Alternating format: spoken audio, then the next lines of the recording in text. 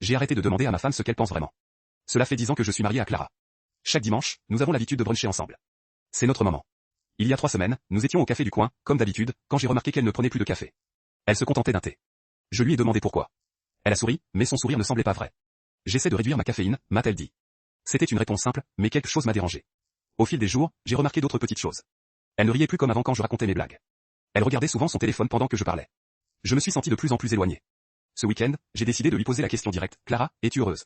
Elle a eu l'air surprise, presque choquée. Bien sûr, a-t-elle répondu, mais je pouvais voir que ses yeux trahissaient un malaise. Je me suis plongé dans mes pensées. Pourquoi ne pas lui demander ce qu'elle ressent vraiment? J'ai décidé de plonger. Le samedi suivant, dans notre jardin, je lui ai dit, écoute, je sens qu'il y a quelque chose que tu ne me dis pas. Si tu n'es pas heureuse, alors dis-le. Je préfère savoir. Elle a regardé le sol, a pris une profonde respiration et a commencé à parler. Je me sens souvent épuisé. Les enfants, le travail, la maison, je suis toujours en train de courir. Cela m'a frappé. Pendant des mois, j'étais centré sur moi-même, sur mes besoins. Je ne voyais pas qu'elle était débordée. Nous avons passé la nuit à discuter.